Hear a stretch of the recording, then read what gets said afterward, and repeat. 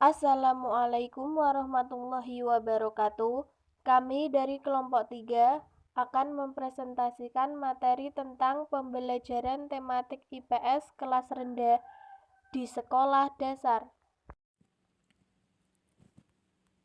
Pengertian pembelajaran tematik.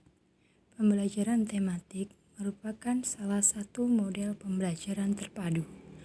Pembelajaran terpadu didefinisikan sebagai pembelajaran yang menghubungkan berbagai gagasan, konsep, keterampilan, sikap, nilai, baik antar mata pelajaran maupun dalam satu mata pelajaran. Pembelajaran tematik yaitu pengintegrasian suatu materi dari beberapa mata pelajaran yang menjadi suatu tema atau topik pembelajaran, sehingga siswa akan belajar lebih baik dan bermakna. Nah, untuk materi selanjutnya adalah ciri khas pembelajaran IPS secara tematik. Yang pertama adalah pengalaman dan kegiatan belajar yang sangat relevan. Jadi, pengalaman dalam kegiatan tersebut dapat meningkatkan perkembangan dan kebutuhan anak pada usia sekolah dasar. Yang kedua adalah kegiatan belajar akan lebih bermakna dan berkesan bagi siswa sehingga hasil pembelajaran atau belajar dapat bertahan lebih lama. Nah, kegiatan pembelajaran tematik ini berpusat pada student center. Jadi, siswa dapat mengulas pemikirannya dalam sebuah materi dan hal itu dapat menambah pengalaman dan dapat bertahan lama di ingatan siswa.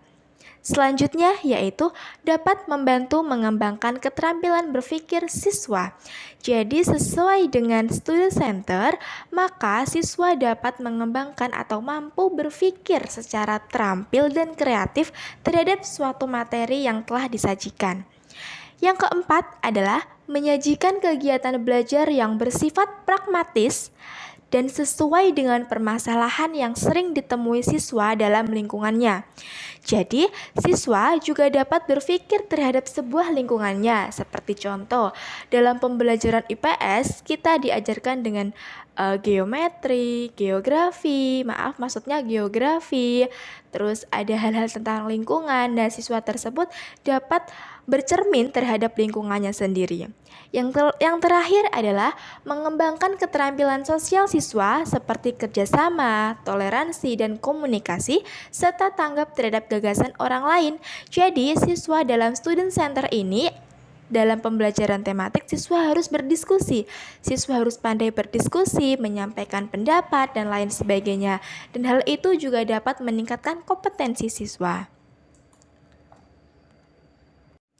Selanjutnya adalah keuntungan pembelajaran tematik IPS SD. Jadi pembelajaran tematik ini punya banyak keuntungan loh. Yang pertama adalah tersedianya waktu lebih banyak untuk pembelajaran. Jadi dalam pembelajaran tematik ini, pembelajaran yang menghubungkan ke semua mata pembelajaran dalam satu waktu. Jadi kita dalam satu waktu itu kita dapat mengulas beberapa mata pembelajaran. Yang kedua adalah hubungan antar mata pelajaran dan topik dapat diajarkan secara logis dan alami. Jadi dalam kita menjelaskan sebuah materi terkait dengan mata pelajaran tertentu, kita juga dapat menjelaskan dengan sesuai lingkungan atau peristiwa alam di sekitar kita dan dapat menghubungkan ke lingkungan alam. Nah, seperti cara kita tentang mengamati hujan ataupun mengamati tentang lingkungan sosial dan hal tersebut juga dapat kita kembangkan sesuai dengan peristiwa yang telah dialami di lingkungan. Yang ketiga adalah guru dapat membantu siswa memperluas kesempatan belajar ke berbagai aspek kehidupan. Jadi dalam pembelajaran tematik ini siswa itu dibebaskan dalam hal berpikir.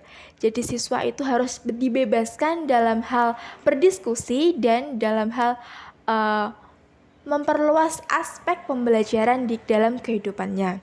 Yang keempat adalah guru bebas membantu siswa melihat masalah, situasi, atau topik dari berbagai sudut pandang.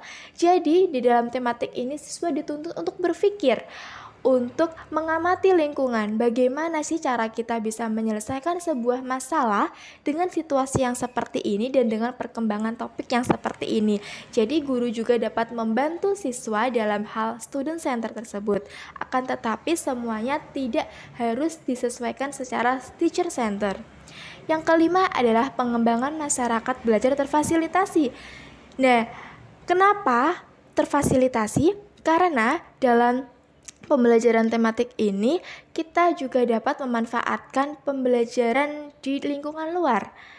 Jadi, ketika siswa dituntun untuk berpikir bebas dan siswa dapat menganalisis lingkungan atau peristiwa lingkungan di sekitarnya, maka siswa juga dapat menyelesaikan sebuah masalah di dalam kehidupan nyatanya. Nah, seperti itu teman-teman. Untuk pembahasan selanjutnya yaitu ada perencanaan pembelajaran tematik. Yang pertama, pemetaan kompetensi dasar. Dalam pemetaan kompetensi dasar, tahap pertama penjabaran standar kompetensi dan juga kompetensi dasar dari setiap mata pelajaran. Tahap kedua, menentukan tema. Tahap ketiga, melakukan identifikasi dan analisis. Untuk perencanaan selanjutnya yaitu menetapkan jaring tema. Dengan menggunakan jaring tema diharapkan peserta didik dapat memahami satu tema dalam beberapa mata pelajaran. Selanjutnya, pengembangan silabus. Komponen silabus terdiri dari standar kompetensi, kompetensi dasar, indikator, pengalaman belajar, alat atau sumber, dan penilaian. Yang terakhir yaitu penyusunan rencana pembelajaran. Rencana pembelajaran ini merupakan realisasi dari pengalaman belajar peserta didik yang telah ditetapkan dalam silabus pembelajaran. Pelaksanaan pembelajaran tematik di sekolah dasar. Yang pertama, kegiatan pembuka dilakukan terutama untuk menciptakan suasana awal pembelajaran, untuk mendorong siswa memfokuskan dirinya agar mampu mengikuti proses pembelajaran dengan baik. Yang kedua, kegiatan inti merupakan kegiatan dalam rangka pelaksanaan pembelajaran tematik yang menekankan pada proses pembentukan pengalaman belajar, seperti dilakukan sebuah pengenalan materi atau penjelasan materi pembelajaran. Yang terakhir, tahapan terakhir adalah melaksanakan kegiatan penutup. Sifat dari kegiatan penutup adalah untuk menekankan beberapa contoh kegiatan akhir atau penutup yang dapat dilakukan adalah menyimpulkan atau menggunakan hasil pembelajaran yang telah dilakukan. Penilaian pembelajaran IPS di sekolah dasar. Penilaian merupakan proses pengumpulan dan pengolahan informasi untuk mengukur pencapaian hasil belajar peserta didik. Penilaian pembelajaran tematik merupakan usaha untuk mendapatkan berbagai informasi secara berkala, berkesinambungan, serta menyeluruh tentang proses dan hasil dari pertumbuhan maupun perkembangan yang telah dicapai. Penilaian pembelajaran IPS di sekolah dasar terbagi menjadi 3. Yang pertama, penilaian kompetensi sikap. Yang kedua, penilaian kompetensi pengetahuan. Dan yang ketiga, penilaian kompetensi keterampilan. Yang pertama yaitu penilaian kompetensi sikap. Penilaian kompetensi sikap dilakukan melalui observasi, rubrik, wawancara, penilaian diri, penilaian antar teman, jurnal selama proses pembelajaran berlangsung, dan tidak hanya di dalam kelas. Penilaian kompetensi sikap terbagi menjadi 2. Yang pertama, kompetensi sikap spiritual.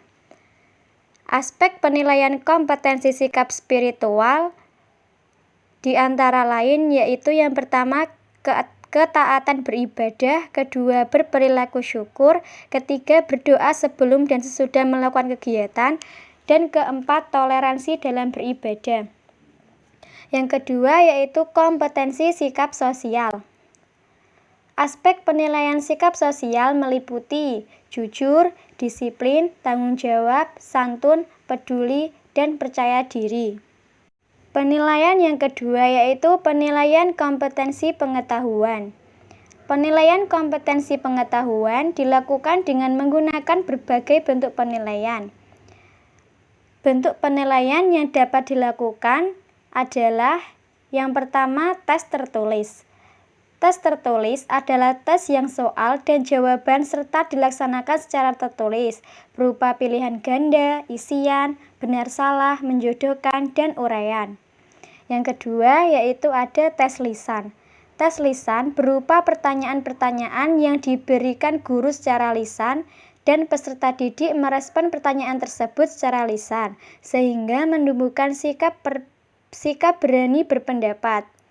Jawaban dapat berupa kata, frase, kalimat, maupun paragraf. Yang ketiga yaitu penugasan. Penugasan adalah pemberian tugas kepada peserta didik untuk meningkatkan pengetahuan dari materi yang sudah dipelajari. Yang ketiga yaitu penilaian kompetensi keterampilan. Dilakukan dengan mengidentifikasi karakteristik kompetensi yang ada untuk menentukan bentuk penilaian yang sesuai. Bentuk penilaian yang digunakan dalam penilaian kompetensi keterampilan IPS di sekolah dasar adalah sebagai berikut. Yang pertama, penilaian kinerja. Penilaian kinerja merupakan penilaian yang meminta peserta didik untuk melakukan suatu tugas pada situasi yang sesungguhnya dengan mengaplikasikan atau mendemonstrasikan pengetahuan dan keterampilan yang dibutuhkan. Yang kedua, ada penilaian proyek. Penilaian proyek merupakan kegiatan penilaian terhadap suatu tugas yang harus diselesaikan dalam periode atau waktu tertentu. Yang ketiga, ada penilaian portofolio. Penilaian portofolio adalah penilaian yang dilakukan dengan cara menilai kumpulan seluruh karya peserta didik dalam bidang tertentu yang bersifat reflektif integratif untuk mengetahui minat, perkembangan, prestasi, dan kreativitas peserta didik dalam kurun waktu tertentu. Sekian presentasi dari kelompok kami. Semoga bermanfaat untuk kita semua. Wassalamualaikum warahmatullahi wabarakatuh.